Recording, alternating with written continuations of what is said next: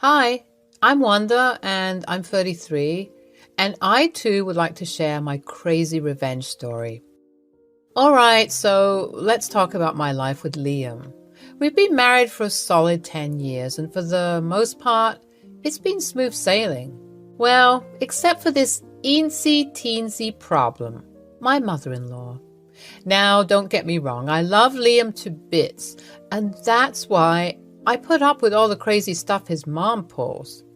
You see, Liam is Tabitha's precious baby boy, and I mean precious. He's the only boy in the family, and she has this weird obsession with him. It's like he's the last slice of pizza, and she's afraid to share him with anyone. From day one, I noticed Tabitha's overbearing nature. She'd constantly baby him and coddle him even when he was well into adulthood. Liam didn't like it one bit, and he'd often tell me how his mom had scared away his previous girlfriends with her antics. But lucky for me, I stuck around despite all that craziness. The thing with Tabitha is that she was super sneaky. She won't outright tell you she doesn't like you. Instead, she'll get close to you and try to learn all your weaknesses, and once she knows them, she's not afraid to use them against you. Liam would try to talk some sense into her and ask her to stop meddling in our lives, but she wouldn't listen. She'd just give us this innocent smile and then go right back to her shenanigans. It was like a never-ending battle, and honestly, it was exhausting. But hey, when you love someone, you learn to tolerate their crazy family too, right? Right. Thankfully, once Tabitha realized that Liam and I were serious about each other, she surprisingly toned down her crazy antics for a while. I guess she finally saw that I wasn't going anywhere and she couldn't easily scare me away. I mean, I'm tough as nails, and I wasn't going to let her interfere with our relationship. Liam and I were so relieved when she calmed down a bit.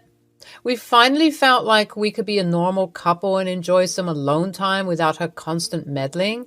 It was like a breath of fresh air. But you know how it is with family. Even though Tabitha stopped being as crazy now and then, about once or twice a year, she would come up with some excuse to stay over at our place for a month or two. It was always something like her house being fumigated, or having an infestation, or smelling bad, etc. Any excuse she could find for not wanting to stay in her home. I mean, come on. It was obvious she was making things up just to stay with us. But here's the thing. We understood. Tabitha was a widow and she was lonely. Liam was her only son and she loved and missed him dearly. So even though we knew she was making up excuses, we didn't mind having her over. We knew she was harmless at that point and wasn't trying to sabotage our relationship anymore. So we'd welcome her with open arms and make the best of the time we had together. It wasn't always easy, but family is family, right? Hey, babe. What's up? I just wanted to thank you for being so patient with my crazy mother.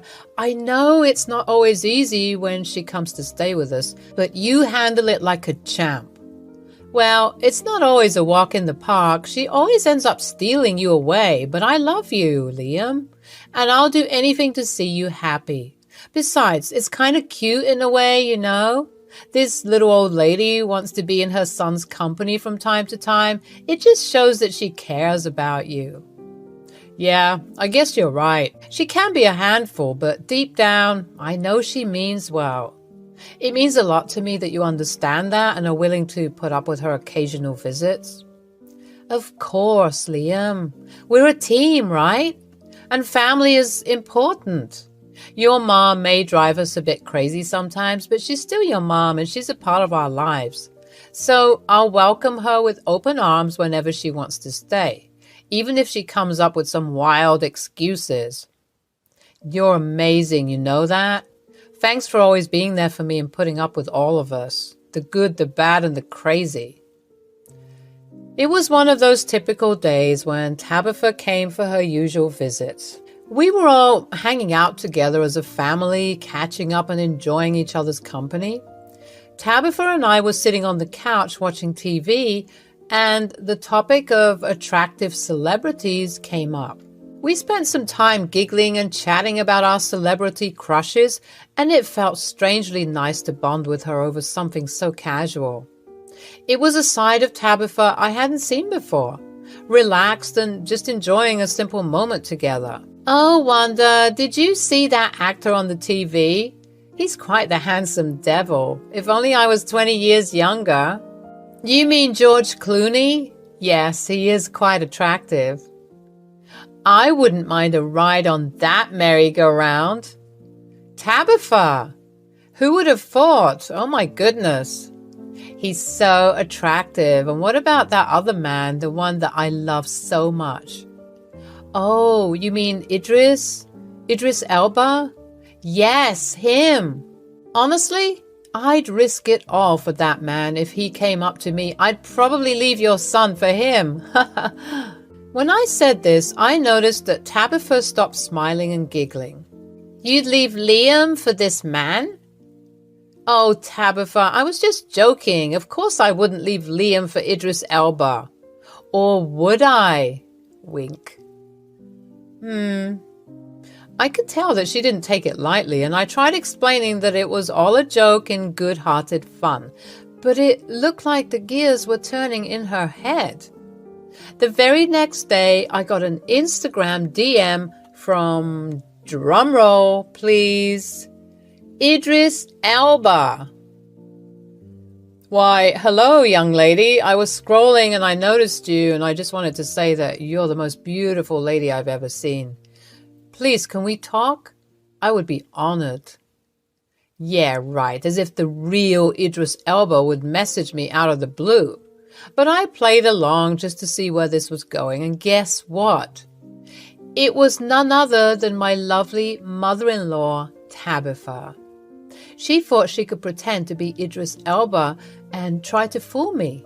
Oh, I couldn't help but chuckle when I saw her attempt. The fake account had no blue verified checkmark, 0 followers, 0 pictures, and the one follower on that account was Tabitha herself. I mean, come on. Did she think I wouldn't figure it out? Her attempt at tricking me was adorable. Babe, you won't believe what happened. I was chatting with your mom yesterday, and we got on the topic of celebrity crushes. You know, just having some harmless fun. Uh-huh. Well, we were talking about some celebrities we find attractive, and she mentioned Idris Elba. And then I said that I would leave you for Idris. What? Hey! Sorry, not sorry, babe. Okay, I don't blame you. And then what happened? So after our chat, I got a message on Instagram from Idris Elba. Wait, really? No, of course not. It was your mom, Liam. What? How does she even know what Instagram is? Beats me. Looks like she figured it out, though. How do you know it's her? Okay, first of all, look at the DM. Does this sound real? Liam read the text and burst out laughing. And look, the account has 0 followers, 0 pictures. It's not even verified, and Tabitha was the one and only follower. That's hilarious, but why is she texting you as Idris Elba?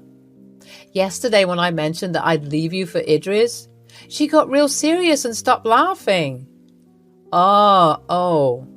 Yeah, I think she thought I was being serious about leaving you for Idris. And you know your mom, she's obsessed with you. So I guess this is her way of testing if I'm going to take the bait. No way. Mom went all out with this one.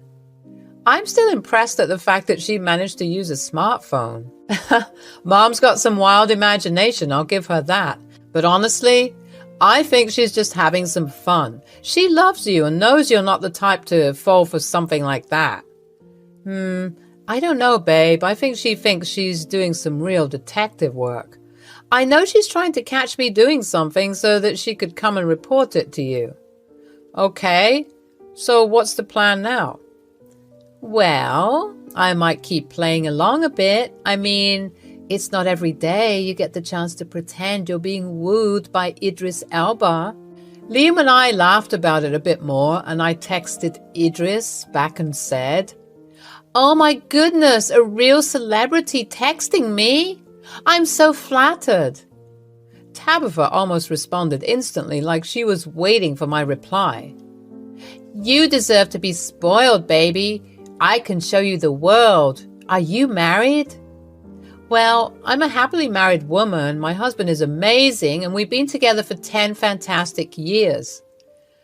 "Oh, happily married, you say? That's a shame. I'm sure I can treat you better." "Yeah, it's a shame, but I have to be honest with you.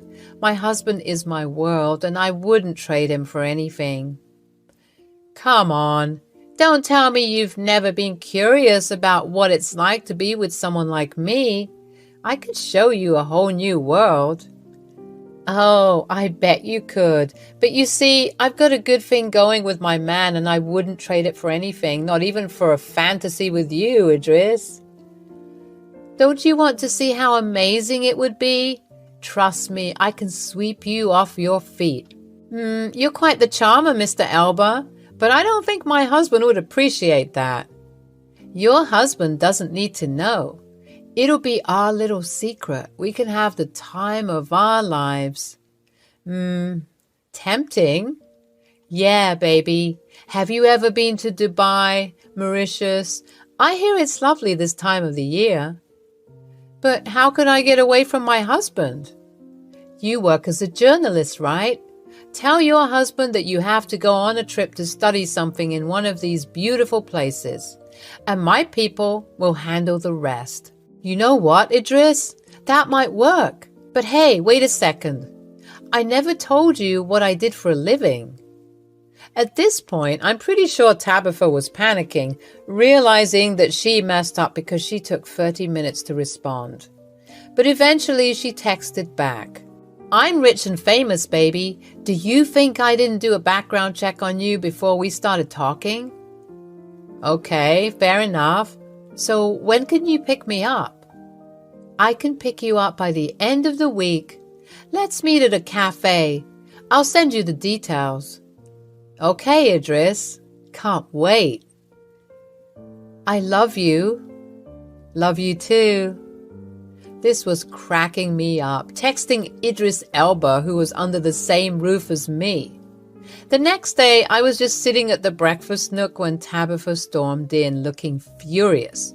She started yelling at me, accusing me of cheating as she revealed that someone special had sent her screenshots of me and Idris DMs. She thought she had caught me cheating red-handed. I tried my best to look upset, but I ended up having to stifle a laugh, which only seemed to make Tabitha angrier. She was convinced she had pulled one over on me, and boy was she wrong.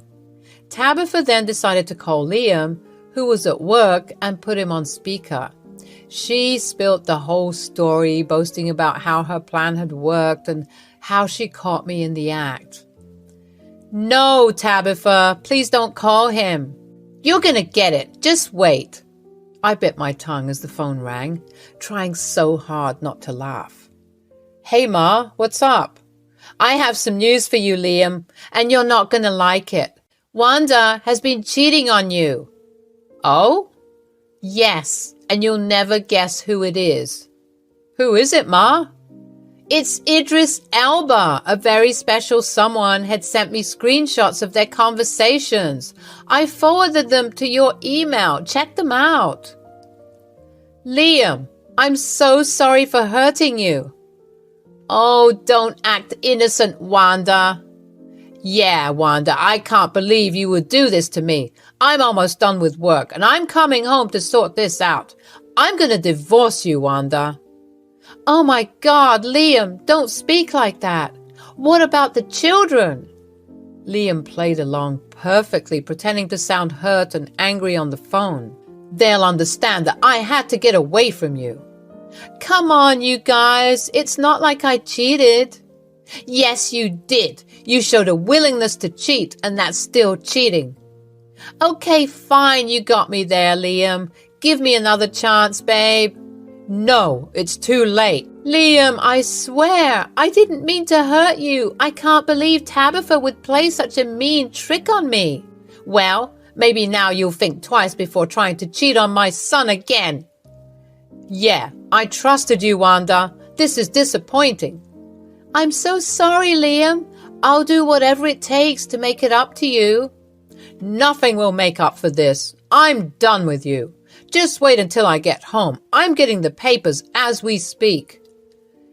Then Liam hung up the phone and I had to keep up this charade until he got home. Tabitha looked so proud and smug about what she thought she'd accomplished, but she was in for a rude awakening. When Liam got home, he stormed into the house with a serious expression, and he looked right at his mom, Tabitha, saying, "Idris, it's time for you to pack your bags." Liam, what are you talking about? Why are you telling me to pack my bags? And why are you calling me Idris? The jig is up, Mom. We knew it was you all along. You were the one texting Wanda and pretending to be Idris freaking Elba. I have no idea what you're talking about. I would never do such a thing. It's beneath me. Come on, Tabitha. Let's not pretend. You made it way too obvious. No profile picture, no followers. It was so transparent. A for effort, though. Wanda's right. We knew from the start, but we wanted to see where this was going. You gave us a good laugh. Okay, fine, it was me. I just wanted to test Wanda's loyalty. Test my loyalty? All because I made some stupid joke about Idris Elba? Liam and I have been married for 10 years. When will you accept that I'm not going anywhere? Mom, this has got to stop. We can't keep going through this. I thought you'd changed. I don't know what you want me to say, Liam. You're my baby boy and I love you. Aw, I know, Mom, but I'm a grown man. You can't keep trying to coddle me and test my relationship. I love Wanda and she loves me. You're wasting your time when you do these things. Tabitha, we love having you around, but you need to stop these games. We're a family, and you can't keep trying to sabotage that. Wanda's right. We need some boundaries until you can fully accept our relationship. This isn't right. How can you kick your mother out? Mom, please don't make this difficult. Tabitha packed her bags with a mix of anger, disappointment, and understanding. It was a tricky moment, but Liam and I knew it was necessary. Do you think we've been too easy on her over the years? Probably. I mean, that's why she did what she did, isn't it? She was digging for any excuse to get us to break up. Yeah, it's crazy.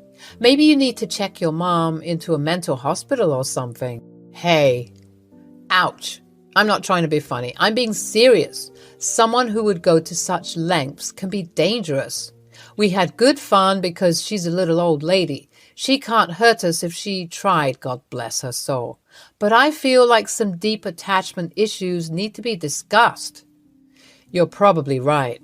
I was glad that Tabitha got this much-needed wake-up call. She was always acting like she could get away with things just because she loved her son. And as much as this was something I found funny and played along with, someone who is willing to sabotage something for no good reason needs to be taught a lesson. Tabitha came up to me before she left, looking somewhat annoyed and defeated, and said, "I'm sorry for trying to trick you, Wanda. I just want Liam to have the best." It's okay, Tabitha. I accept your apology. But we need some space right now. Maybe you should go back home and spend some time alone. Not in isolation, but in solitude. Tabitha looked a bit hurt, but she nodded. You're right. I guess I got too clingy and attached to my son. I put my hand on her shoulder, trying to be understanding. I know you do, but you need to let your son live.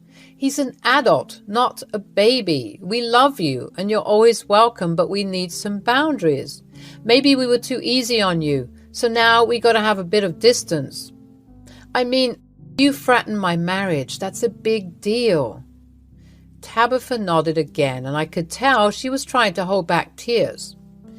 I understand, I'll try to give you both some space." We hugged, and I reassured her that everything would be fine.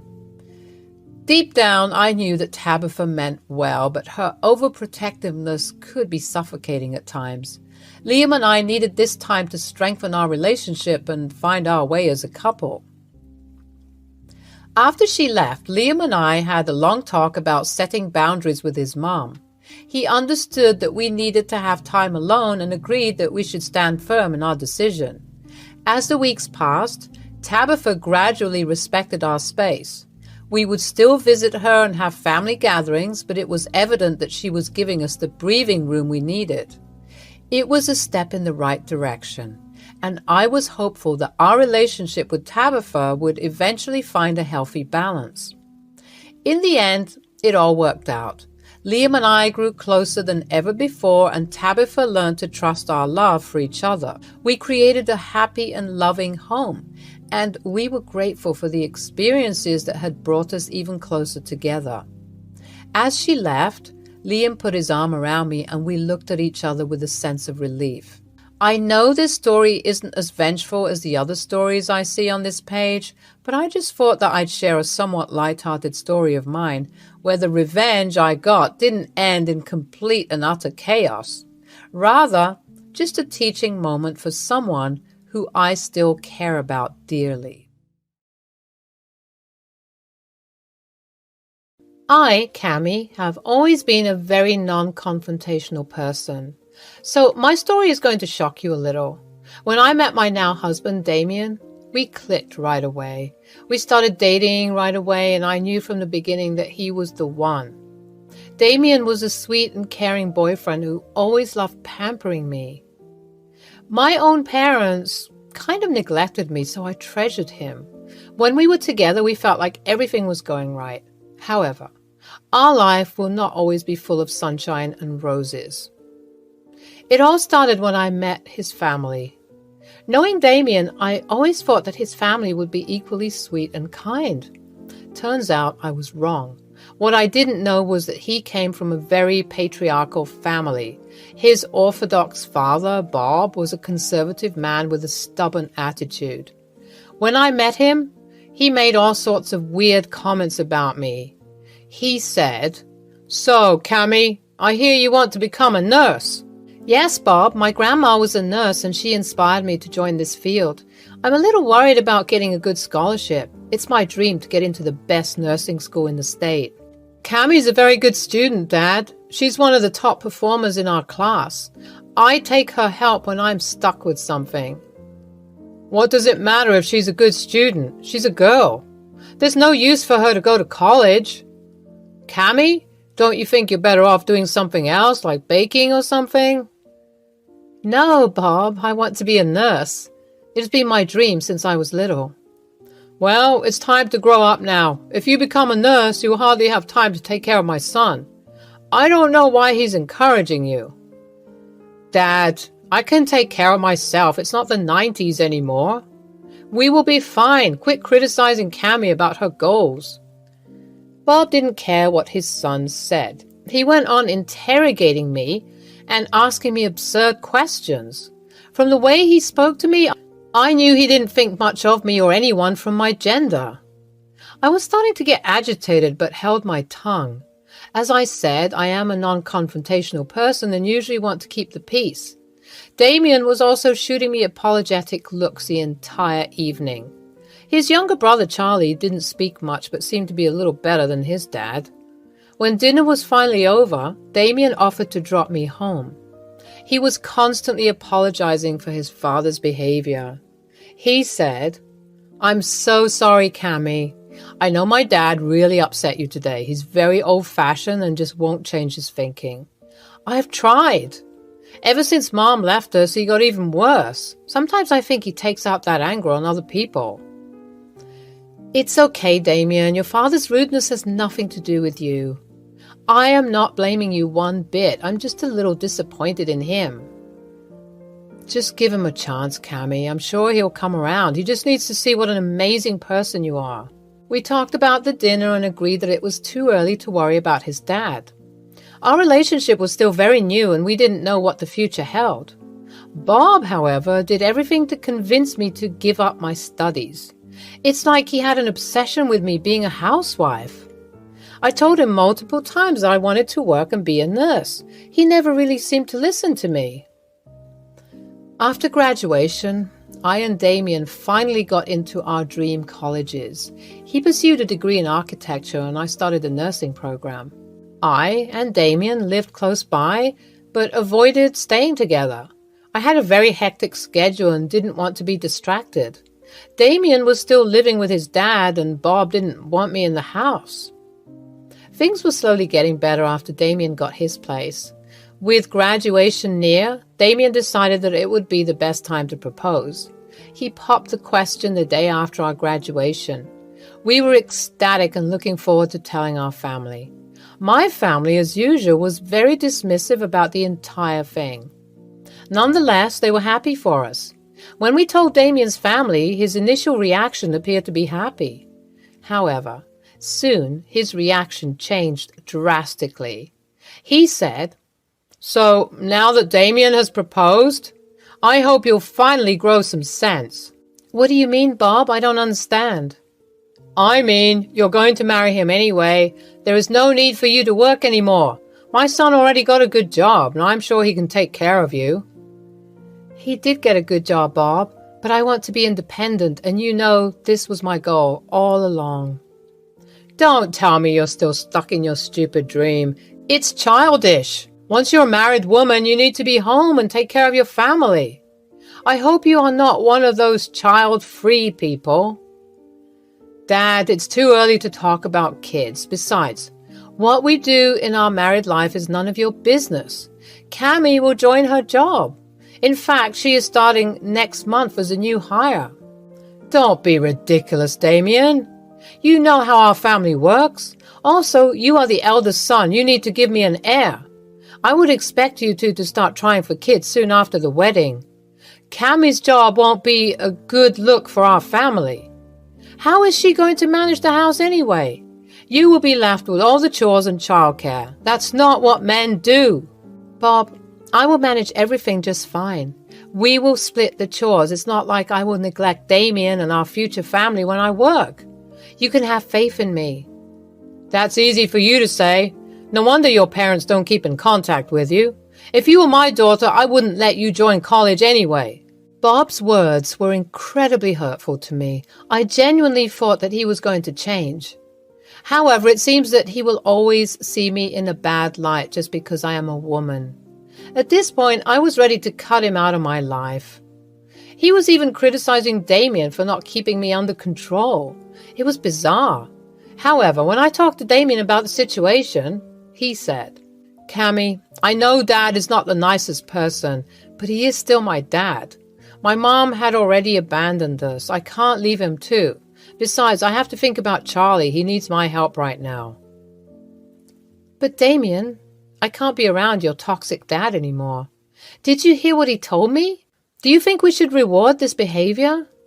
"Absolutely not, Cammie. I don't support his behavior in any way. All I'm saying is going no contact is not an option. If you want, you can stay away, but I have to look after him and Charlie. I promised I wouldn't abandon them." "Fine, Damien, but promise me you will walk away when he becomes too much." "I promise, Cammie. I will always stand up for you when Dad bullies you. You can be sure of that." With that, I thought he had made the right decision. When Bob was informed about this, he did throw a fit. Bob started to berate Damien for allowing me to disrespect him. He wanted to be treated right, and I had to be a good daughter-in-law to him. Too bad I wasn't going to be the ideal daughter-in-law he had envisioned. Thankfully, his target for a prospective daughter-in-law changed when he met Laurie, Charlie's girlfriend. She was everything Bob wanted in a daughter-in-law. Needless to say, Laurie quickly became his favorite. He even started to favor Charlie for choosing such a nice girl. While I didn't care, I could tell that Damien was hurt.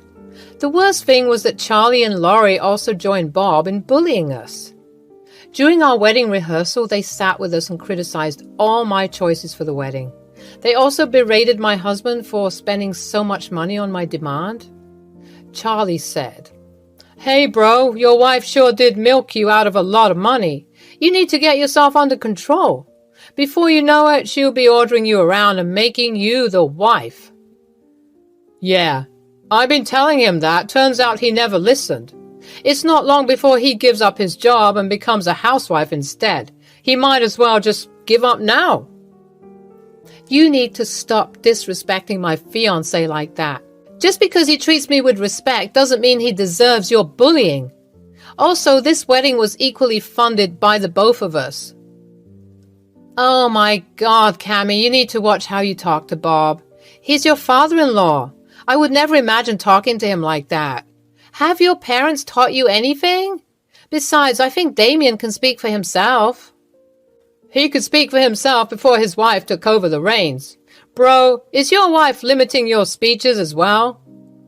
Everyone just laughed while Damien sat quietly. I could see that he was extremely upset. When it came to me, he would always speak out. However, when people attacked him, Damien tended to just take the bashing.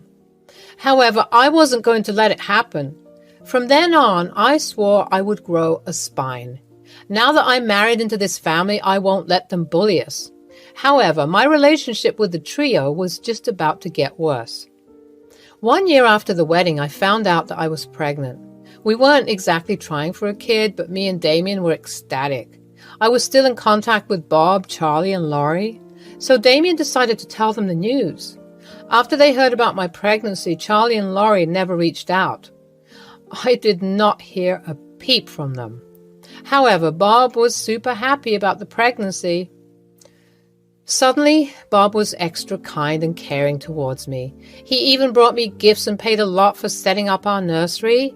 We did offer him money, but he refused, saying he wanted the best for his grandson. We didn't find out the gender because we wanted it to be a surprise. However, Bob was convinced that we were having a boy. Honestly, it did rub me the wrong way, but I ignored the feeling because Damien was happy to have his dad back in our life. However, Bob's attitude towards my job never changed. One day, when Damien, Bob, Charlie, and Laurie were out for dinner, Laurie said, "So, Cammy, when are you quitting your job?" "Excuse me? I don't understand." "You know, with the child on the way, you need to start changing your priorities. If I was you, I would never sacrifice my time for my job. My child would need me, and I wouldn't be selfish enough to leave him alone." "Our baby won't be alone, Laurie. Thanks for your concern, but you and I are not the same. We will look into daycare and babysitters when it's time. We already have everything planned out. There is no need for any of us to quit our jobs." My God, some women can be selfish. I didn't take up a job because I wanted to give all my time to my family. We are going to try for kids as soon as we get married next year. I can't imagine being away from my kids when I go to my job. That's exactly why I never looked for one. Cammy, if you don't want to be a bad mom, you better listen to Laurie. I'm lucky she knows exactly what a wife should be doing for her family. We don't care what your wife does for you, Charlie. I and Laurie will be equally responsible for the child. Now, there's no need for a fight. I'm sure Laurie will figure everything out once my baby boy arrives. Who knows? You might just charm her into staying back. I was getting irritated by the conversation, but didn't escalate it any further. Having a meltdown in the middle of dinner won't be good for the baby. Damien also looked pissed and told them that we were leaving. Laurie and Charlie were being obnoxious, but we knew why. They were just mad that Bob was paying us so much attention. Laurie even let it slip that she wished she had the first grandchild. I found her comment strange because no matter what, grandparents would love all their grandchildren. Again, I was dead wrong. When I finally gave birth after 8 months, we found out that it was a girl. Me and Damien were over the moon because, frankly, we were looking forward to the baby girl. Damien and I didn't have any sisters, so we wanted to have a baby girl in the family. Charlie and Laurie also seemed to be happy. However, they weren't happy for us. You see, the moment we told Bob about his granddaughter, he just looked surprised. He refused to believe we had a girl. Bob came to my room and said, Is this true, Cammy? You had a girl? That is impossible. My first grandchild cannot be a girl. Damien is the oldest and he needs to have a boy. How am I going to get an heir now? Damien, are you sure she didn't cheat on you? Our family doesn't have girls. There must be something fishy. Dad, Cammy didn't cheat on me. We had a girl. What does it matter if your grandchild is a girl? Aren't you happy to be a granddad? Absolutely not. I was being nice to you because I thought it was a boy. If you had found out the gender and told me, I wouldn't have made the effort. Dad, are you serious? That is your freaking granddaughter, your own blood. How can you be so cruel? It's not a boy and I have nothing to do with her. She's your problem. I have no interest in being her loving granddad. I expect you to pay me back for the nursery. You have scammed me. We will pay you back, Bob. If you can't be civil towards our daughter, there is no need for you to be here. You can leave. With that, Bob just turned around and left. Yes, he didn't hold our daughter, didn't even look at her. He simply didn't care anymore. This humiliation was too much for me. Damien broke down crying when Bob left. He couldn't believe his dad could be so cruel. However, we were skeptical about going no contact again. We wanted our daughter to have a relationship with him. We were both hopeful that he would come around. Our little girl, Chrissy, is our world. She is the kindest and most well-behaved child we could ask for.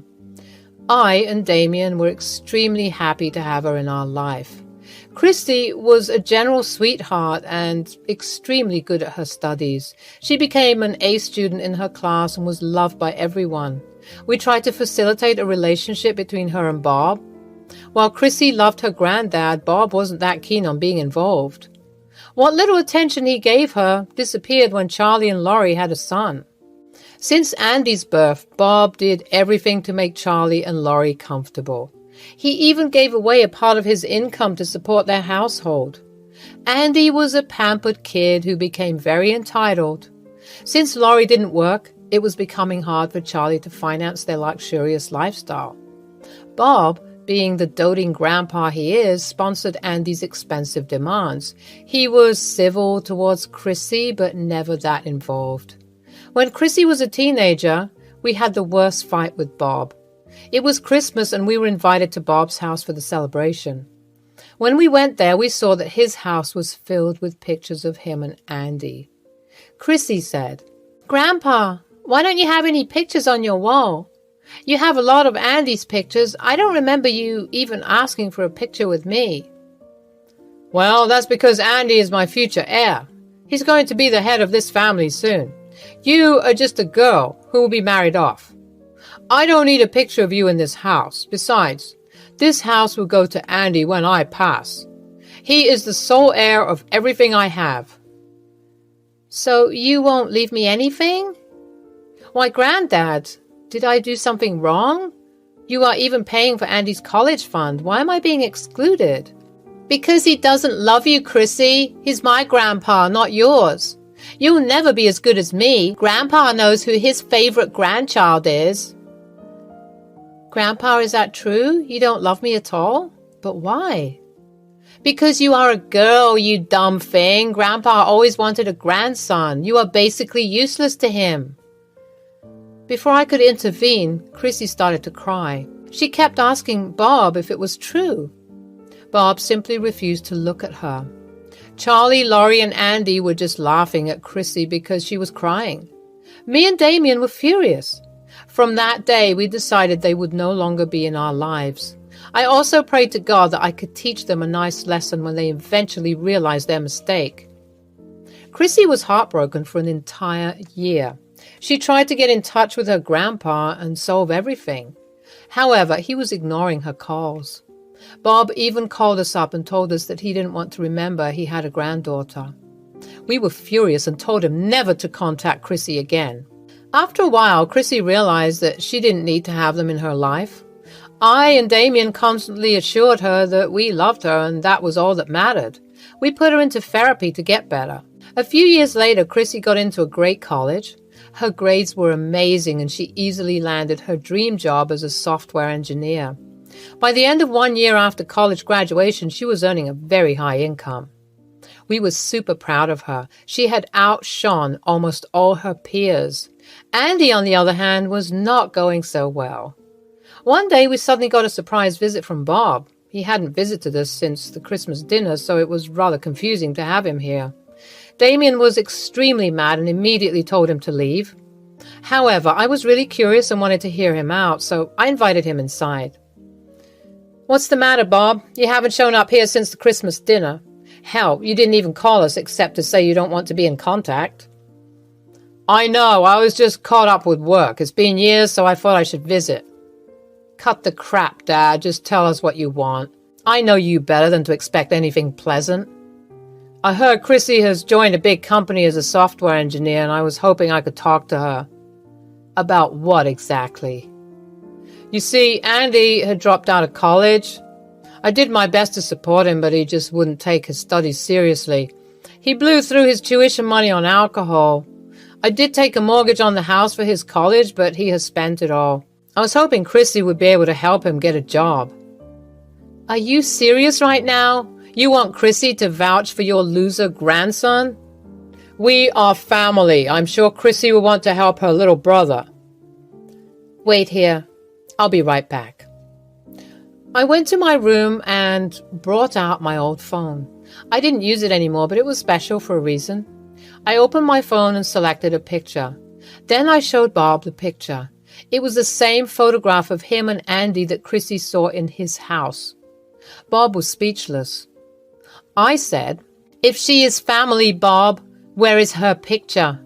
Do you even remember, or have you conveniently forgotten how you said she doesn't matter? You were the one who said you don't want a granddaughter. Suddenly you think she's your family?" "Look, it was a long time ago. We are still family. We don't hold grudges. Look, I even showed up at your house on my own. I will be happy to reconnect with Chrissy." "And will you include her in your inheritance, or is that still reserved for Andy?" "I don't have much anyway. I spent it all on Andy. The house is all I have left. Andy needs my help. His parents cannot support him anymore. They'll kick him out. I don't earn enough to support him now." "There is no way my daughter is helping your loser grandson. He doesn't even have a college degree. Do you think my daughter's company takes college dropouts? You must be kidding yourself.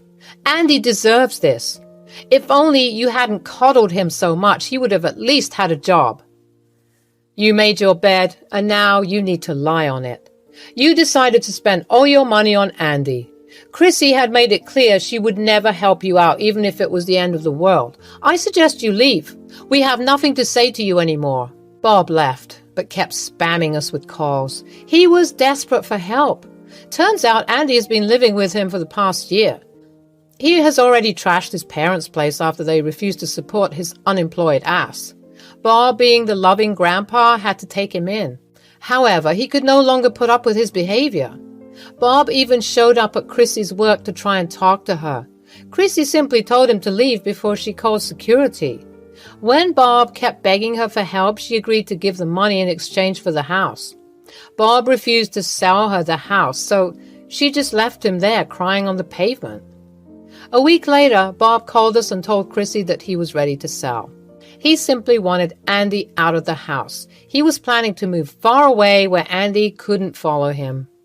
Chrissy agreed to buy the house and the papers were drawn.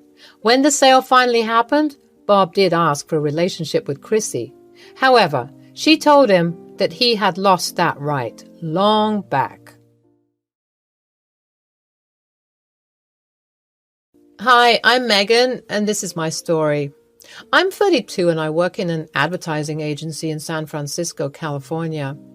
I do not have kids because I was never really ready to be a mother, but I think I'm glad that I didn't have a child.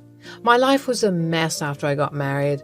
I think I'm one of the people out there who regret getting married. I was newly married, and in just 2 years it became an obnoxious way of living. I feel bad that my parents had to go through a shitty life because of me. They live with me in San Francisco.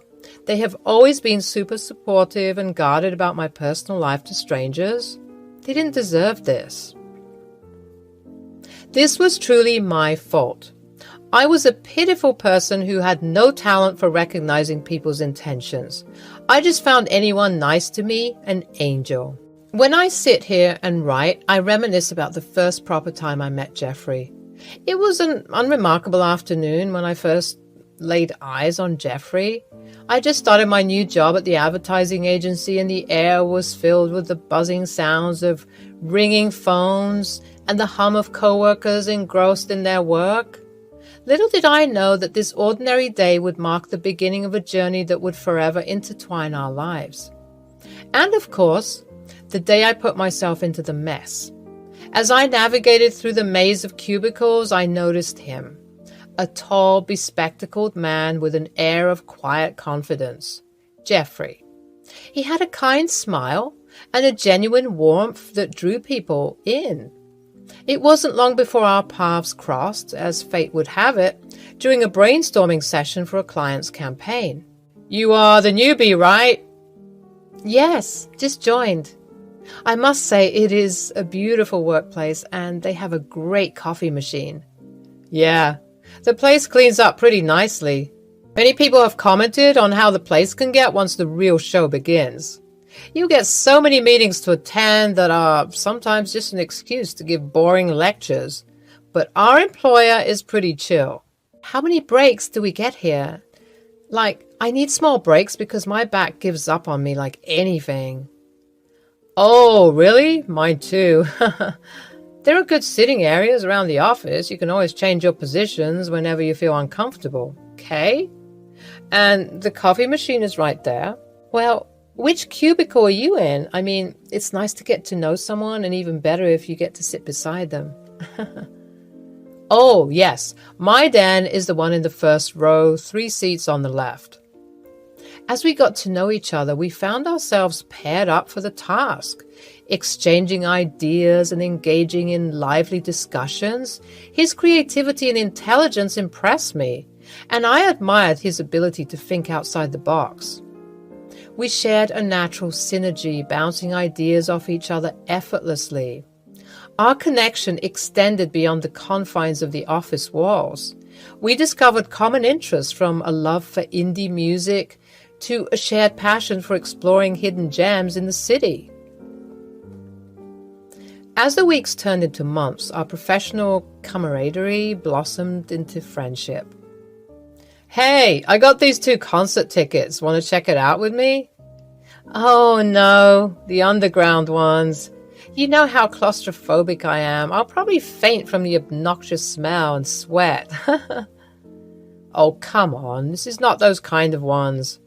This is a cafe nearby. One of my favorite indie artists is coming to perform. Come on. We'll have fun.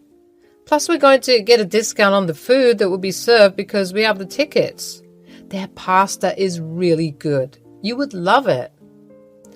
"I have a curfew, you know. My parents are very particular about me coming back before 10. And I am pretty sure concerts start very late at night, no?" "Well, technically they are starting around 8, but we can reach there before time, like around 7:30, or have some food and chat until the performance begins. We can rest a while, and I promise I will drop you home by 9:45, okay?" "Oh, okay, fine. But if this turns out boring, you will pay for everything." Friendship brought us closer, and it helped us get to know each other even more without feeling any sort of attachment. And all the must-be's and would-haves. Just plain old buddies hanging out. We thought this wouldn't spark any further until an impromptu after-work gathering that the spark between us truly ignited. Amidst the clinking of glasses and laughter, we found ourselves lost in conversation, our voices drowning out the noise around us.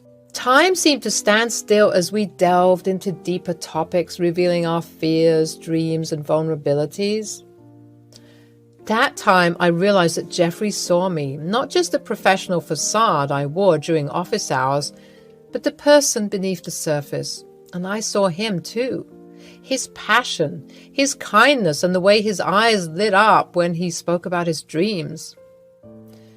It was then that I knew there was something more profound brewing between us. Months passed and our friendship evolved into something deeper. We navigated the delicate dance of courtship, cherishing the stolen moments of shared laughter and stolen glances. With each passing day, our connection grew stronger until it became undeniable. We were falling in love. Everything sounds fluttery and nice, doesn't it? I know, because it felt like that at that time. But he was such a sly human being. The red flag was he was a total mama's boy. He would call his mom and talk to her in a babyish voice.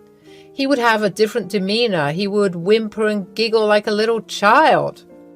I was shocked to see a transition like that. And he created a different personality in front of his mother. The things he would share with me, he would hide from his mother. That is always these type of people who end up being the creepy kind and makes you question every sentence. One day when he finished his call, I reluctantly interrogated him. Was that your mom? Yes. Is she angry at you over something? You were sweating bullets right there. Nay, she's a sweetheart. She just loves me and is concerned about losing me. She was asking me whether I'm eating well or not and if the job was too tough for me. She always wants me back, but I always try to convince her out of it. Well, we should invite her then. It would be nice to meet your mother. Ah, we will. But I think she won't like visiting us because she's not really well and she lives alone in an old rental. Sometimes it gets really difficult, but we manage. Maybe we can visit her. Yeah, that would be nice. When Jeffrey finally mustered the courage to confess his feelings, my heart was having feelings of joy, nervousness, excitement, and scare, all of them together. I mean, I had such mixed feelings about him. It was quite an evening at a local cafe, the aroma of freshly brewed coffee mingling with the nervous anticipation in the air. With trembling hands and a genuine vulnerability, he professed his love. My mind was blown by the fact that he was following two different worlds, and he was also going to mingle me into it. He decided that he would move in with me and my family, and he had no problem taking my last name as well. His mother's house is in Sacramento. He lived with her until he got a job here and settled. His apartment was expensive, so he was kind of really eager to move in with me. He never invited me to his mother's place as well, saying that it was too shabby and I won't like it. He was trying his best to hide me from his mother. I understand, dear, but we must think of everything. If you're going to get married to me and move in with me, wouldn't that be trouble for your mother? You live with her, don't you? Yes, I do, but you know, dear, I feel like it wouldn't be a good place to stay, and I want you to feel comfortable and happy. My parents won't have a problem, but will you be okay with them sometimes hanging out with us? They are always worried about me forgetting them, so sometimes during weekends, I spend time with them. I've gotten quite busy with my work and I come home really tired. We used to have dinner together, but nowadays I usually eat alone or eat outside. I understand, love, and it's all right. Don't worry so much. I'm here. But then what about your mom? Will she be okay? I will try to make time for her. During the times you go out with your family, I will visit my mom. Look, we're a team, right? We can make anything work if we put our minds to it. Our wedding day was not extravagant or grand, but it was filled with mixed emotions. As I stood at the altar gazing into Jeffrey's eyes, I knew that I had found my partner, my confidant, and my best friend, but also a secretive mother worshipper who also hides his real personality. Sometimes I wondered which one was his real side, the one he shows me or the one he shows to his mother. That evening, our journey had come full circle, from colleagues to friends, and now as husband and wife. But things took a sharp turn. I didn't know that the change would happen drastically. It felt like there was a small dent in our perfect picture frame. I find myself grappling with a peculiar sense of simplicity and monotony. Two individuals embarked on this marital adventure filled with dreams, hopes, and expectations. Yet, as time unfolded, our days seemed to settle into a rhythm that can only be described as unremarkable, even boring. From the moment we exchanged our vows, we vowed to be there for each other through thick and thin. Our love was simple, and our commitment was unquestionable. At least I wanted to try. But little did we realize that amidst the grandeur of our dreams, the reality of a simple and mundane married life would soon take hold. While Jeffrey was making arrangements to leave the apartment, I had a talk with my parents about the fact that he was moving in with us. "So, how's everything with Jeffrey?" "Hey, it's good, but sometimes I can't help but feel like something is off. I mean, Jeffrey's an incredibly talented guy. He's sweet and kind and does so well in his work. He and I have so much in common, but he has a strange side to himself as well." "See, dear, I told you the other day that my daughter has ended up marrying a creep. He looks intelligent and sharp, I don't doubt that, but his eyes are. I don't like his eyes. He also has immature and childlike behaviors which look kind of odd." Let us hear what she has to say before we jump to conclusions like that. I mean, Dad is right in a way. He does have two different personalities, actually three. He acts differently when he's working. With me, he's more or less chill and happy, but with his mother, there's an observable shift in his behavior. So he's a mother's boy, natural thing. The only child is a boy and the mother is a divorcee. I wouldn't be too surprised. Have you met her? I haven't. I mean, I told him a couple of times, but he's always hesitant about it. He said that his mother is ill and doesn't like the company of people. That is nonsense. You are his bride now. That is a basic decency to want to meet his wife. I mean, I'm not saying that it is compulsory, but it is what you say, a courtesy. Oh yeah, one more thing. Jeffrey wants to move in with us. Like, he would bring everything from his apartment and... What? No, I don't like him. I feel like he would be using you, and why isn't he letting you stay with him? Not like that I want you to go away, but I need to see his terms and conditions. Apparently, he says that his apartment is not that well put, and he doesn't want me to feel uneasy. Strange. In the early days of our marriage, I noticed how often Jeffrey would consult his mother before making decisions, seeking her approval and validation. It seemed as though her opinion held more weight than mine, his wife. At first, I tried to brush it off, thinking it was just a result of their close relationship. But as time went on, I realized that it was much more than that. Jeffrey's mother, Martha, had always been a dominant presence in his life. She had raised him as a single mother and had instilled in him a strong sense of loyalty and duty towards her. It was clear that he felt responsible for her happiness and would go to great lengths to ensure her approval. As the years went by, I found myself playing second fiddle to Martha and Jeffrey's life. Our plans and dreams took a backstage to his mother's desires. Whether it was choosing the color of our new living room or deciding on a vacation destination, Martha's opinion was paramount. I felt like an outsider in my marriage, constantly overshadowed by her influence. My attempts to address the issue were met with resistance from both Jeffrey and Martha. They couldn't understand why I was bothered by their close bond. They saw it as a sign of love and devotion, whereas I saw it as an unhealthy obsession that was slowly tearing us apart. Jeff, are we still going on that trip to Italy, right? It is our honeymoon. Yes, we are. Don't worry. I'll be booking the tickets soon. Your mother is not in immediate danger, right? No, not. She'll be fine. I took her to the doctor the other day. She's pretty stable. I think she'll be fine. It soon became clear that Martha held an intense dislike for me, and she didn't hesitate to manipulate her son in an attempt to drive a wedge between us.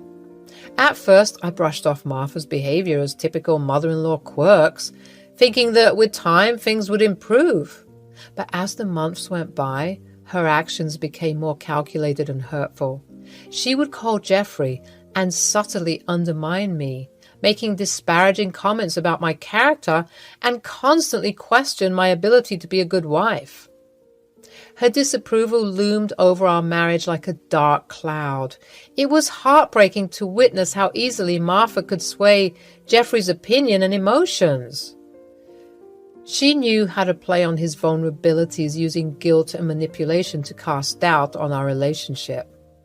It seems as though every time we had a disagreement or faced a challenge, she was right there, whispering poisonous words in his ear, planting seeds of doubt and dissatisfaction. Martha's tactics created a toxic environment that left me feeling isolated and helpless. I desperately tried to maintain my composure and remain strong for the sake of our marriage. But her relentless campaign against me took a toll on my emotional well-being. I constantly questioned my self-worth and wondered if I would ever be enough to overcome her influence. There is one time she called Jeffrey's phone and I picked it up because he was in the bathroom, and it was my golden chance to confront her. "Yes, this is me, Jeffrey's wife." "Oh, the one who took my son away. Why do you have his phone?" "Look, I don't want to cause any trouble. I'm just here to know if my son talks about me to you." "Oh, yes, he does." "You manipulated him to stay with you. He comes to me seldom nowadays, all because of you. I always told my son not to fall for girls like you, but you bewitched him by showing him your property and money and looks." "Look, I said no such thing to him. He was the one who wanted to stay with me. I discussed it with him. That is not what we decided on. I love your son. Please try to understand I always ask him about you." Martha cut the call. She made a scoffing noise of disgust. I realized this was going nowhere. Our Italy trip didn't happen. My job made other plans. We were told to go on a small business-related trip to Korea. One of our marketing agencies wanted to collaborate with their brand. I had to go. I apologized to Jeff a lot, but he was strangely okay with it. He just told me to have fun and call him from time to time. I was feeling so low about our trip getting cancelled, but he didn't seem to feel anything at all. Is he really okay with it, or is he suppressing his actual emotions? I told him I would be back in a month. The day I left, my parents were there, but strangely, Jeffrey wasn't. When I called him, he apologized and said that he took his mother to the hospital for an emergency. He felt bad for not being there. I didn't say anything much to that. The Korean trip was wonderful and everything seemed pretty well. I managed to video call Jeffrey, but he was always in a rush. At first, I didn't think much of it. I thought maybe he was busy or something. But when I called my parents, I got to know a different story.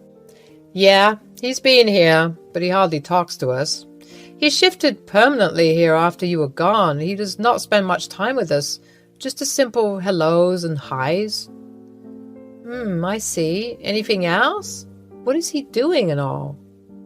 "Well, no, he always seems to be in his room and doing work or talking late at night with someone.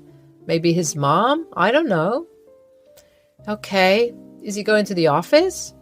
"Well, he does go somewhere and comes back home during dinner time. He has brought some kind of stuff with him, like some game stuff, a stereo, a camera stand, all that."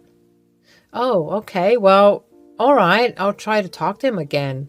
Thanks, Mom. Take care." Things were getting quite complicated. Suddenly, one day, a few weeks before my flight back to Cali, I got a phone call from my mom. She was devastated and crying profusely. I was baffled by whatever happened, so I calmly told her to explain what happened. She said that Jeffrey brought his mother to our place and locked them outside the house. They went for dinner, just the two of them. Jeffrey took that opportunity to seize them. They took shelter in a motel just for the night. I was furious. disgusted and felt like a ticking time bomb. My heart was beating so fast I was scared it would explode. I knew this man needed a lesson. I had some neighbors who loved my parents. They would do anything for them. Cops were called, but they thought this was a silly case and that I needed to be present to take action. I took an instant flight home. By instant, I meant it took me 2 days to get a ticket. By the time I reached, it was midnight. That fool didn't know I had a spare key with me at all times. I called a few of my neighbors and they were purely shocked at how my parents didn't go to them for help. I and a few others marched towards the house. I unlocked my house and there he was. Jeffrey was watching TV with his mother, laughing. I freaking went and held him by the collar and started thrashing him, even pulling some of his hair out. My neighbor took the helm by seizing his mother. I never felt this amazing hitting someone, and he deserved every ounce of it. But babe, look, I can explain. My mother was ill and I was scared she would die. Your parents were against it. You are a piece of filth. How dare you throw my family out of my house? And you thought you would get away with it? How freaking dare you? You mother my foot. I don't give any shit about her. You deserve every bit of this fist of mine, you absolute filthy scumbag. But wouldn't you have done this for your mother? Never. I'm not like you. My neighbors would have probably killed him if I didn't control my temper. The police were called and they were taken for further investigation. Meanwhile, I threw and burned all his property, his gaming console, his posters, everything. That piece of filth deserved no sympathy. The police reported that he snuck in his mother and let her stay in our bedroom. He was supplying everything to her secretly. After that, I signed a divorce claiming that he should give me and my parents a percentage of the amount every month as punishment for invading and taking over my property. I demanded he go back with his mother to Sacramento. He was no longer welcome here. I don't care about his financial security anymore. He was a liar and a disgusting human being. I installed surveillance cameras everywhere and strengthened the security so that there is no way he can do anything fishy. Well, ever since that, I made sure whoever I meet gave me full clarity about themselves before I planned to go ahead with it any further. I even changed my job and got myself a work-from-home job. So that's good. I can keep an eye on everything until things settle down a bit. My family is fine now, and we are doing okay.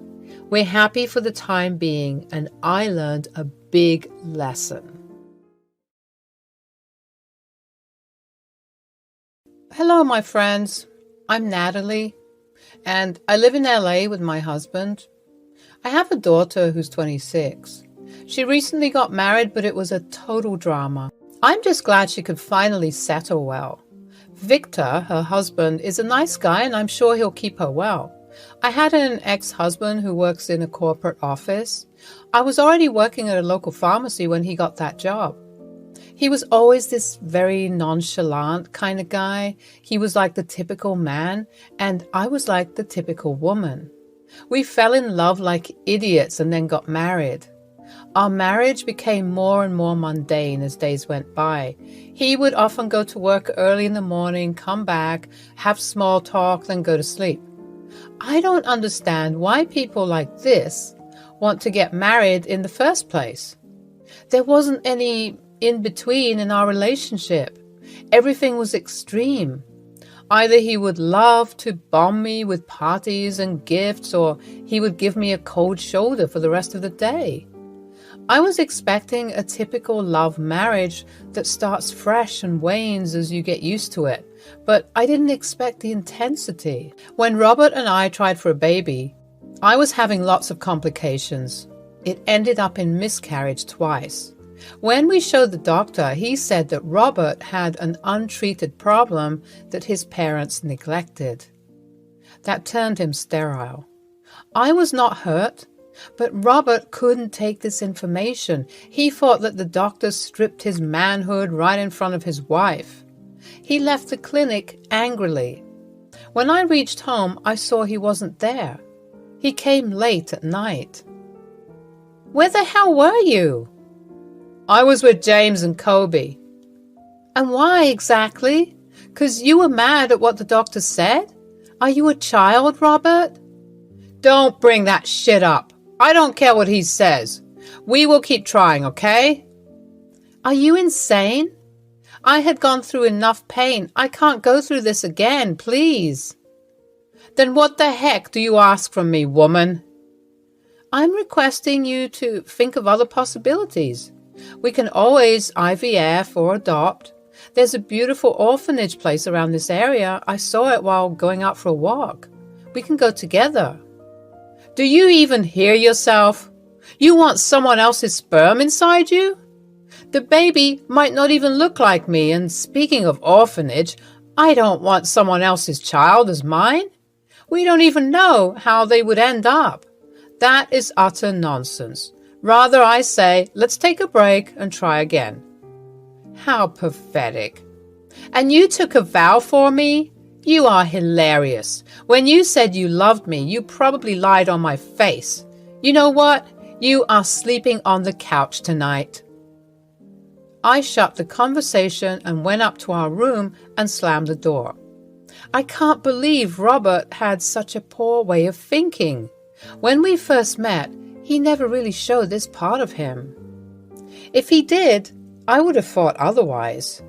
I always believed that marriage was supposed to bring happiness and fulfillment, but my own experience with Robert shattered those expectations.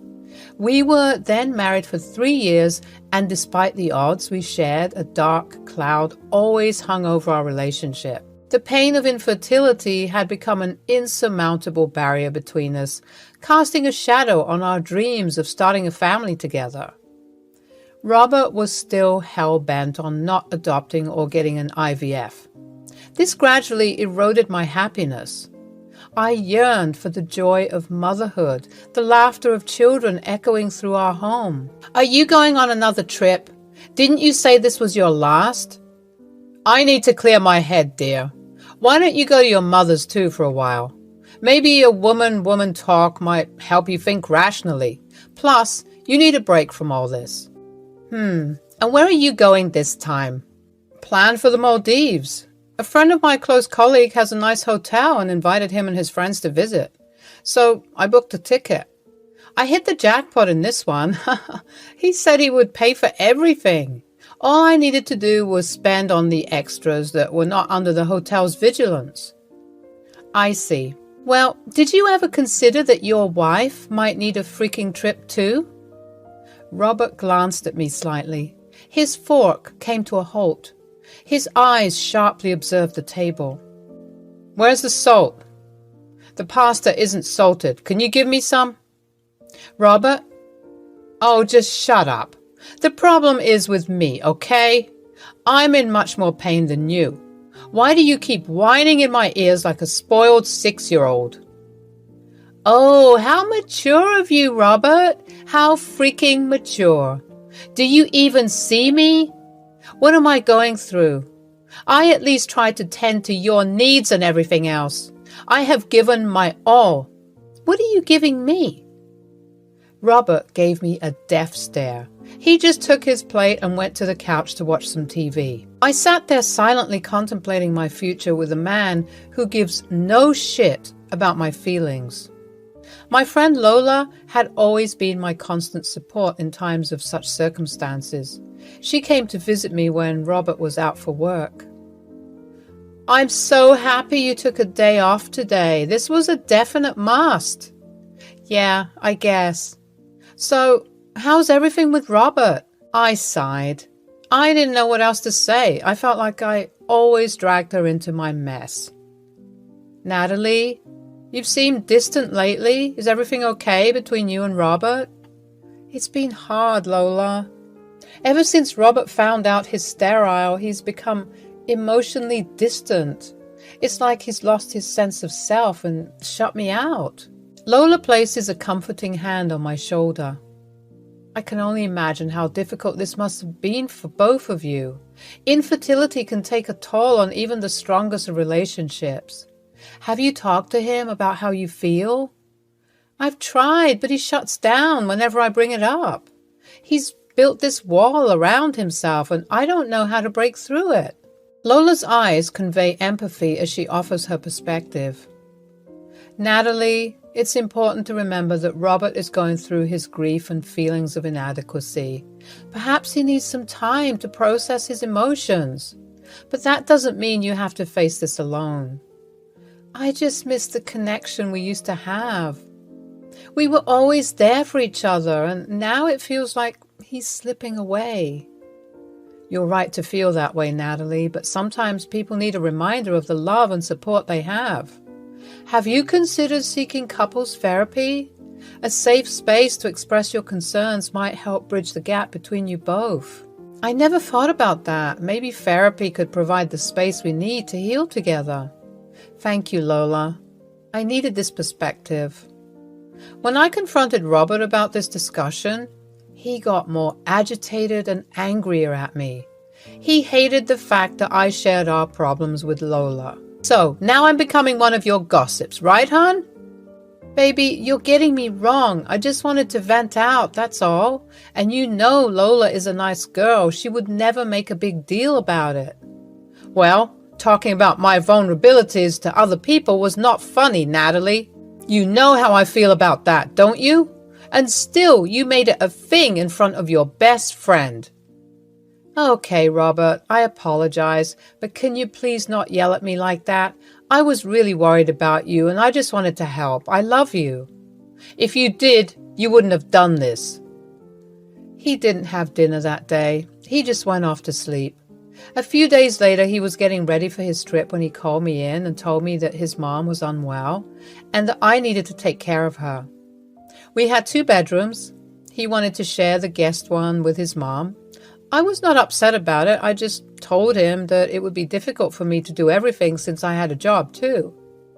Well, keep a nanny then. That would be an extra cost, you know that. Then who will take care of my mother? Just don't worry about the money, Natalie. I will provide it too. But that never really happened. Robert was to be shifted to a new office in New York. He said he would call me and visit me now and then, but I could feel like our marriage was getting over. I wanted to spend a proper date with him that night. I took him out for dinner and had great food. We had fun, as one would normally do, but we also felt strained. After a few days, he left me. His mother started living with me. She was really old, but had one heck of an attitude. She was giving the nanny a hard time. Sometimes she would not eat. Sometimes when she did eat, she pretended to be sick. There were so many false scares that I had to take care of. I was getting tired of this. I wanted a break, like a real one. So I decided to go clubbing. That's where I met Louis. I never thought I would find myself caught in the web of an extramarital affair, but life has a way of surprising us with its twists and turns. It was a breezy evening when I first met Louis. We were both attending the same club, and from the moment our eyes met, an inexplicable connection sparked between us. He possessed a magnetism that drew me in, and as the night progressed, our conversations became deeper and more intimate. I found solace in Louis's presence, a refuge from the mundane routine of my married life with Robert. Our conversations were filled with shared dreams, hopes, and a level of understanding I had never experienced before. Louis made me feel seen, desired, and alive in a way that had long been absent from my marriage. Why are you still with him? You are stunning, Natalie, and you deserve someone who knows how to adore that personality. Your husband sounds like a total douchebag. No offense. I don't know. Maybe it's because I love him a lot, or maybe I think I still love him. I mean, understand that he is going through a lot, but he should know he's not going through this alone. I'm here, and I have never for once forced him into anything. He doesn't like the sound of IVF or adoption, but I don't get it. What's so wrong with seeking a different alternative? Damn, His personality screams insecure. Well, some guys just don't like considering their partners as equals. You tell me, when was the last time he made any effort for you? Like you told me he goes on frequent trips, right? Did he ever invite you to any one of them? Well, see, that says a lot, Natalie. I'm not here to encourage you to leave him. I am here to tell you that maybe it's time you stop fighting for something that is not worth it. If I were in your place, I would ditch him then and there. It's not as simple as you think, Louis. His mother is involved now. I have to take care of her. Oh, I hate this. Why me? Hey, you were in a club, right? Just have fun as long as you're here. Don't worry about it. I want us to have a good time, and guess what? I have the perfect idea. I have my car. Let's go for a midnight drive. Like, really? Are you sure? Yeah, your nanny's taking care of your mom, so you don't have a curfew. You can come along with me, and we will have some disgusting fast food, lie under the stars, and talk. Sounds good?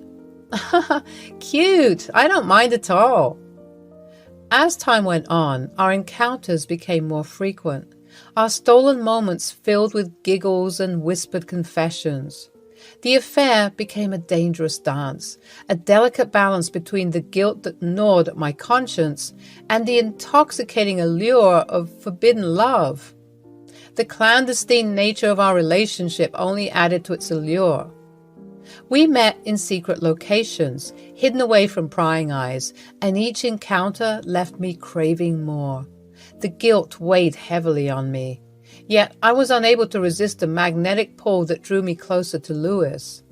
But as the days turned into weeks, the realization of the consequences began to sink in. Especially when Robert video called me. The guilt I carried like a heavy burden started to seep into every aspect of my life. I saw the pain in Robert's eyes, the growing distance between us, and the erosion of the trust we had once held so dear.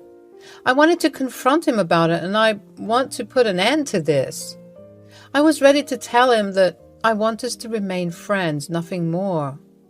But the moment I entered his apartment, I was in awe. He looked like such a gentleman, smelling of light fragrance, hair pushed back. I swooned to his charm. He welcomed me with a warm smile. We were talking and having a few drinks along with it. I don't know how or when, but I ended up kissing him, and that was it. I ended up in a disaster. I completely cut off Louis after that night. He called me multiple times, but I didn't have the nerve to face him. One day when I was leaving for work, Louis was waiting right outside my house. He stood in front of me, blocking my way.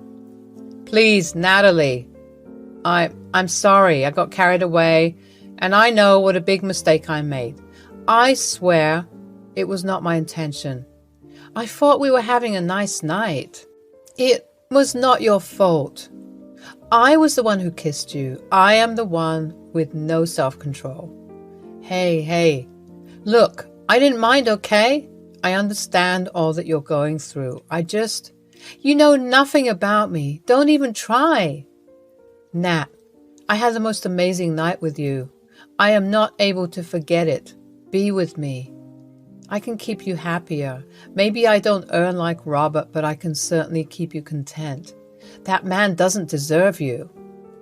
I'm still married, Louis. Please don't ask for something I can't give you. And please don't meddle with my matters. Let's forget this ever happened. I broke his heart that day. I pushed away the man who could have probably saved me. But well, I knew that was not the time. 2 weeks later, I took a pregnancy test and found out I was pregnant. I was happy and shattered at the same time. I knew for a fact this was Louis's child. If Robert ever found out, he would. I shuddered at the thought. I told myself I would keep it a secret. When Robert came, he was shocked beyond imagination. He kissed me and hugged me and spun me around. He kept saying it was a miracle. He had a massive gender reveal party. I didn't know what else to feel. Louis tried to talk to me a lot through calls, but I kept avoiding him. You did what, girl? Please tell me you're joking. When did this happen? It's a long story, Lola, and I'm sorry, I don't know what else to do. Robert has no clue about this? Not even the nanny? No, just you. I don't have the nerve to say anything to anyone. What about Louis? Should I tell him? I can if you want me to. Would that be a good idea? Depends on if you like him, but I would advise you just go on with whatever is happening. Don't overthink. There is always a right time for everything. For now, keep it a secret. Years go by. Our daughter grows up unaware of everything. She has always known Robert to be her father. Robert doesn't change much. He was just getting older. His personality was still the same. He would only talk to Josie and sometimes make fun of me in front of her. Every time I told him why he does that, he kept saying it was harmless. He created an invisible wall between us. The weight of my secret had been growing heavier with each passing day, suffocating me under its immense burden. It was a secret that had eaten away at my conscience as I watched Robert interacting with Josie. I had hoped against hope that my indiscretion would remain hidden forever, sparing us all from the unimaginable pain that would follow. As further years went by, the facade I had carefully constructed was crumbling before my eyes, and I knew that the time for secrets had come to an end. We were planning on Josie's marriage. How time flies.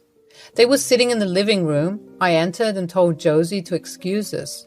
Maybe because I was shaking a lot. Josie left immediately. What is it, hon? Something wrong? Well, if you have nothing to say, there are a few things I need to discuss. First of all, my salary has been cut to... Voice fades in Natalie's head. Jesus, did you even hear what I said? My money has been cut down. We need to save up. How much do you have in your bank? Also, my mother's allowances. Can you please shut up? I have something to tell you.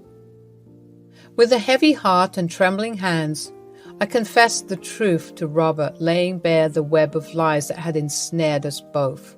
The anguish in his eyes mirrored the pain that now consumed me. The man who had never loved and supported me had been betrayed most unforgivably. I forced myself to forget Louis, but I know deep down I loved him. He wrote me an email every year asking how I was doing. All I could say to him was, forget me. I feel like this was unfair to Louis. You did what? You heard it. I don't want to repeat it. You are telling me that Josie isn't my daughter? No, she isn't. Then whose daughter is she? Which brat did you sleep with, huh? Tell me. And that is none of your business. Robert stood up, violently shaking the objects on the table. Josie heard the sound and came running. She was startled at the sudden shift of tension. What on earth? Why are you two fighting? Why don't you ask your filthy mother who is your real father? Come on, Natalie, tell your beloved daughter who you slept with years ago. Josie, please. I will explain everything later. No! You will explain everything sentence by sentence, and I want her to witness what a filthy mother you are. Dad, please, stop saying things to her like that. I want things to be settled at peace. I'm getting extremely confused and stressed right now. First tell me, why did you do this? Why did you cheat on me? You were a shitty husband to me. All those years you were nothing but a self-righteous, arrogant, unsupportive, egoistic, and unsympathetic man. All you did was protect your pride. But look where that ended up. You know what? I don't regret a single thing I did. He was twice the man you could ever be. Robert was so enraged, he wanted to lunge at me. But the nanny and Josie both defended me. Ultimately, he left the house with a burst of anger. The next day, he sent an email writing that he won't fund anything for Josie's wedding and he wouldn't want to be present.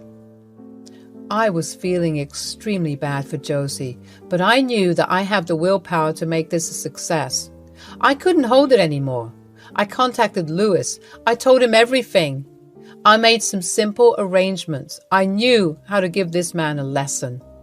After a week, I called Robert. "Why the hell are you calling me? I've already told you I am not." "Oh no, I just called you to say that I dismissed the nanny. Your mother is probably alone right now, and I have left with my stuff. So the house is freaking yours. Do whatever you want. I just don't give a damn." "Wait, what do you mean you left? And what about Mom's allowance?" "Not my headache anymore. She is a pathetic person anyway. Gave an extremely hard time to the nanny. Plus, all the bills and stuff will be paid by you from now onwards. I am not doing shit. All these years you freaking escaped your marriage and responsibilities. Now, let it come and bite you back." Wait a second, Natalie, honey, please. You know my expenses have gone down? I know. Just like I said, it is none of my business. Goodbye, Robert. I cut the call on his face. The tragic tale ends here. Louis and I met at a pub again, and it was so happy to see him. He was still the same, bubbly, cheery, and romantic. We both planned on Josie's wedding, and it was done at a fantastic location. Though the venue was small and compact, it was still warm and filled with people we genuinely loved. We had a joyous celebration with food, music, dance, and a lot of jumping around. Robert kept calling me. This time, when I cut the call, I felt no guilt whatsoever. I was with my daughter and the man that I love. The most beautiful part was I could reunite Josie with her true father, who walked down the aisle with her. I mean, I know I have a lot of explaining to do, but all that can wait for another time. Hi, I'm Joanne, and this is my story. I currently live in Tennessee. I was residing in Ohio with my parents before meeting Caleb, my husband. I am a married woman of 28. I never thought I would get married after my horrible breakup. I'm into long-term relationships. I was scared of flings and hookups.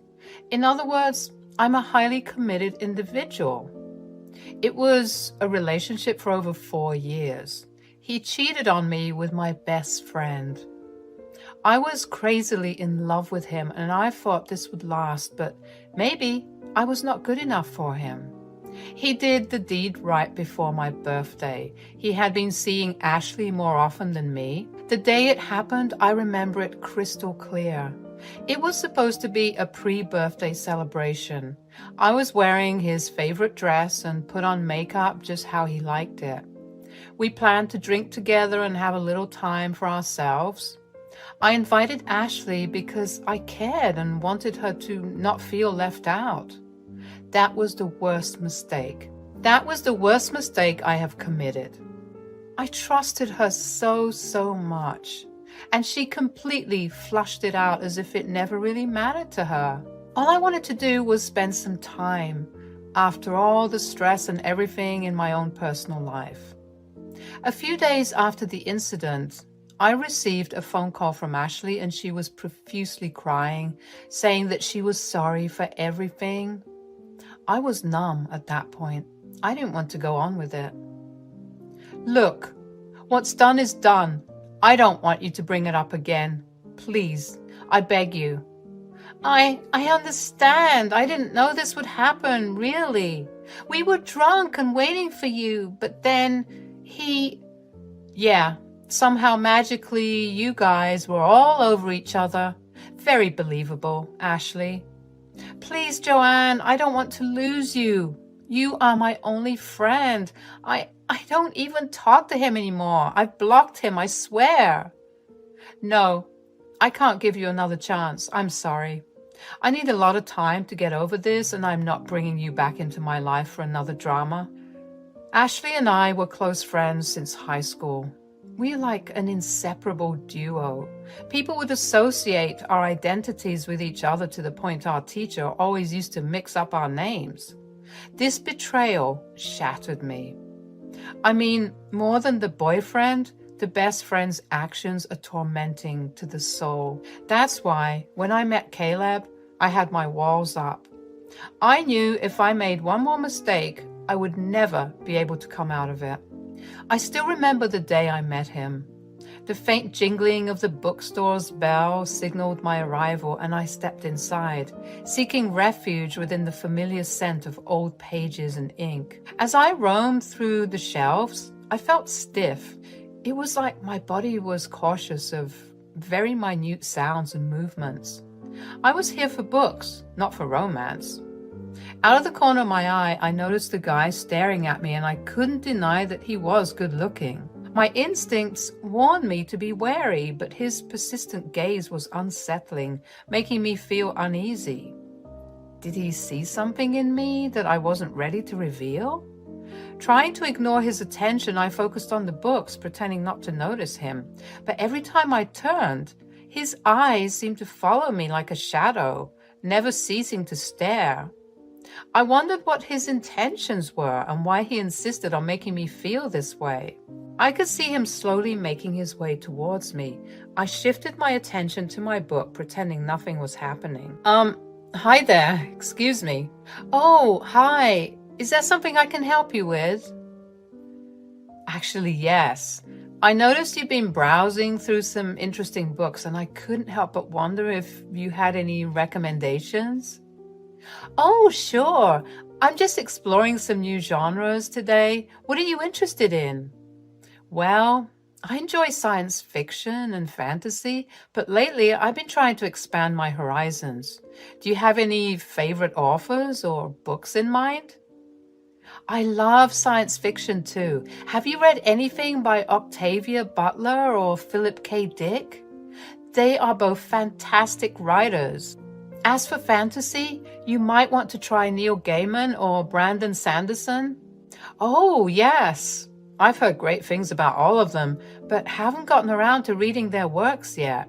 Which book would you recommend starting with? For Octavia Butler, Kindred is a captivating read that mixes historical fiction with science fiction elements. And if you want something mind-bending, Philip K. Dick's Do Androids Dream of Electric Sheep is a classic. As for fantasy, Neil Gaiman's Neverwhere is a mesmerizing urban fantasy tale. Thanks a lot. That sounds intriguing. I'll definitely check them out. I'm Caleb, by the way. Nice to meet you, Caleb. I'm Joanne. Joanne, would you mind if we talk some more over a cup of coffee? There's a cafe just around the corner, and I'd love to hear more about your favorite books. That sounds lovely, Caleb. I'd enjoy that. The cafe was very beautifully lit, and we managed to find a cozy place for ourselves. My wariness towards Caleb eased a bit, and I could finally feel comfortable talking to him. He was polite and soft-spoken, had his beautiful hair to the side and a cute mustache that complemented his face. Overall, he was really cute. I mean, as long as love wasn't involved, I was on the safe side. I was in desperate need of a friend anyway, someone I can really trust. He and I ordered almost the same kind of beverages and snacks. We looked at each other and laughed. The waitress clearly thought we were a couple, so she insisted to give us a couple discount that was valid for that day. We knew it was a good offer, so we took it. Sorry, I hope you didn't mind that we took the discount. I mean, it was so very tempting. Not at all. I mean, I'm all about getting things cheap. Besides, they wouldn't know. Then I'd want you to try their chai latte. It is super soft and creamy. You would totally love it. Caleb and I were engaged in a friendly chat at the quaint cafe when suddenly the door swung open and my heart sank at the sight of Ashley entering with a friend. I could feel my emotions churning, memories of the painful betrayal flooding back despite her apologies, trying to maintain my composure. I forced a smile at Caleb, hoping he wouldn't notice the turmoil within me, but it was too late. The hurt was evident in my eyes. I could feel the weight of the past bearing down on me, and I knew I had to get out of there before I completely unraveled. Excusing myself, I jolted out of my chair, not wanting to confront Ashley or her friend. Caleb, ever perceptive, noticed my sudden distress and without hesitation followed me out of the cafe. I don't care if Ashley saw me. If she had the slightest remorse towards me, she wouldn't follow me. Joanne, wait, what happened? I'll explain everything later, I promise. I just don't want to deal with it right now. He nodded understandingly, giving me the space I needed. We stepped outside, the cool breeze offering a small respite from the overwhelming emotions inside me. He had to go back inside and request a waitress to pack all the things we ordered. I made a scene. I felt so embarrassed about it. We could have had a nice time, but why today and why Ashley? I sometimes wonder, do bad coincidences happen on purpose to piss people off? There are so many other places to eat, but she decided to come at this one. I ran towards a nearby bridge and stood there panting. Caleb followed me soon after. His hand was full of all the items. Hey, Joanne, how about we sit here on this bench? I'm sorry for the things. I really didn't mean for it to happen.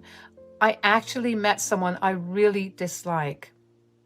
You know what? I have all the time right now. You can share anything with me. I mean, if you want to. I took a breath and started venting everything from the start. I'm pretty sure Caleb was trying to process everything at once. I mean, it can get a little overwhelming. He placed a comforting hand on my shoulder. I understand, Joanne. I can't even imagine how difficult it must be for you. But remember, you don't have to face this alone. And trust me when I say, that guy doesn't deserve you. I mean, who could ever ditch a girl like you for some Ashley? Really? That is really sweet of you to say. You were really understanding for someone I first met. Thank you, Caleb. Well, I know it's not the same, but I do have a similar issue with my mom. She can get on my nerves sometimes. I mean, she was the kind of woman who would make mistakes and then apologize and then repeat it all over again. My dad had a really hard time with her. That is the reason why I'm actually on a small solo trip here. I'm originally from Tennessee. I'm sorry. I didn't know. Are your parents still together? No, they separated ever since I was 15. But Mom refused to leave because she had nowhere else to go and my dad's money was her only source of income. My dad refused to stay, so he left. What exactly did your mom do?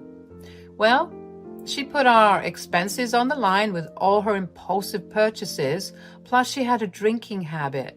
She was not really herself every time she was under the influence. I see. As we sat there, a sense of gratitude washed over me for having Caleb by my side during this vulnerable moment.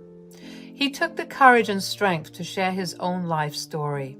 Despite revisiting our shitty memories, there was also a glimmer of hope that maybe with this friendship and support, we could find healing and move forward from the pain of our past. This started a whole new episode for me. After our unexpected encounter in the bookshop, Caleb and I continued spending more time together, forming an unexpected bond that felt both comforting and natural. Even though I tried my best to keep my guard up, Caleb's soft nature and warm composure broke down the layers of my walls one by one. He had a few more days to stay before he returns to his hometown. I felt sad. I really didn't want him to go, but he promised he would keep in touch. Will we ever see each other again? I mean, I have had a great time with you. I actually would love it if you can visit Tennessee. I can show you around, take you out on cozy cafes without Ashley suddenly ruining it. I might actually. It has been so long since I went anywhere without my parents tagging along. I've left my job recently, struggling to look for another one, so yeah, everything is so messed up in my head. I need a break. Caleb left after a week and I was left with a heavy heart. I went to see him off at the airport. I made a mistake. I fell in love. Again. I was in my room trying to process everything when my phone blinked. It was Ashley. She messaged, "Are you free? Gotta talk, please." I had no energy left to deal with this bullshit. I fell asleep. The next day, I was out applying for other jobs when I got a text from Caleb. He said he was safe and his mother was throwing mad tantrums at him. He was really frustrated, so he locked himself in his room. I'm not going to lie when I say I was falling madly in love with him. I wanted to call him. This was just the beginning. I was letting him in my life. I had been hurt in the past, and the fear of getting hurt again had kept me guarded for so long. But with Caleb, it was different. He had shown me patience, kindness, and empathy, and I couldn't deny the genuine care and affection I felt for him.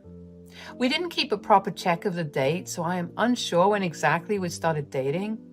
It was long distance at first, but then I decided to meet him in Tennessee. His mother was extremely impolite, but Caleb somehow managed the situation. He mentioned to me beforehand that things might get a little difficult. Isn't that what love is? Being for each other? Caleb, need to tell you something. We were sitting on a bench in the park, the sun setting in a blaze of colors on the horizon. As I looked into Caleb's eyes, I realized that I couldn't keep pretending that my heart wasn't yearning for more. What is it, babe? You've been so patient and understanding, and I've come to care for you deeply. I can't pretend that I don't have feelings for you. I already know that, love. You are so cute. I mean, I wanted to say it to you up front that I really love you, Caleb. We hugged and stayed there for a while. I wanted time to stop, like literally. I wanted to give my heart a chance, just this one time. I made him visit my parents. We had a lovely time together. My parents were more than happy to see me healing and enjoying myself. They definitely looked at Caleb as an ideal son-in-law. Soon, Caleb and I decided to tie the knot. As I stood at the altar, my heart swelled with emotions. I couldn't believe how far we had come. From that chance meeting at the bookshop to this moment of saying, I do. All those moments of vulnerability, support, and love led us to this very moment. I looked into Caleb's eyes, and the love I saw mirrored back at me was overwhelming. We faced our fears, shared our deepest secrets, and supported each other through both joy and sorrow. Our love had grown stronger with each challenge we overcame, and I knew in my heart that he was my partner, my confidant, and my best friend. But I wish we had some respite. On the day of the ceremony, his mom barged into the venue, trashing everything around and screaming loudly, saying that I was taking over their lives. Caleb confirmed she was drunk. His friends came and took her away. She later apologized to Caleb, saying that she was sad. Oh, so that's why you decide to trash on my important day. You always do that.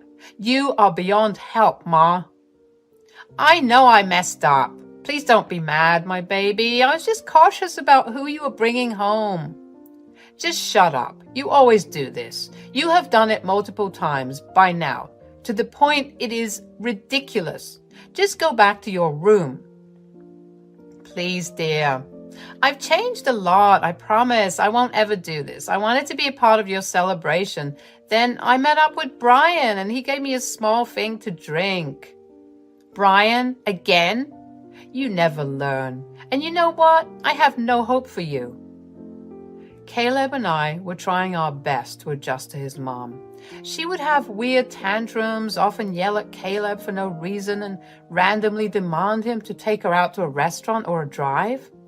Caleb tried his best to take care of her rancid behavior, but it was getting out of hand. We decided to move out soon, especially after the violent argument Caleb had with his mother a few days back. Jessie's attitude was a significant source of tension and difficulty for both Caleb and me. It was clear that she had trouble accepting me as her son's partner, and her possessive and controlling behavior caused numerous challenges for us. Caleb decided we should take another holiday. He secretly booked tickets for us. Are we really going to Australia? What the?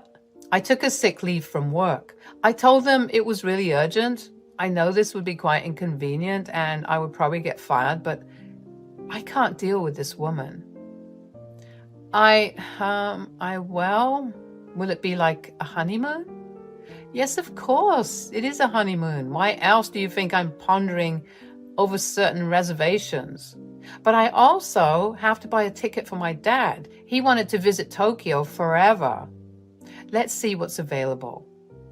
We were talking really softly, but I could see Jessie trying to eavesdrop from the corner of my eye. Damn, she must think she was missing out. Ever since that day, she would insist on spending more time with her. I mean, I wouldn't really call that spending time. It was more attention-seeking.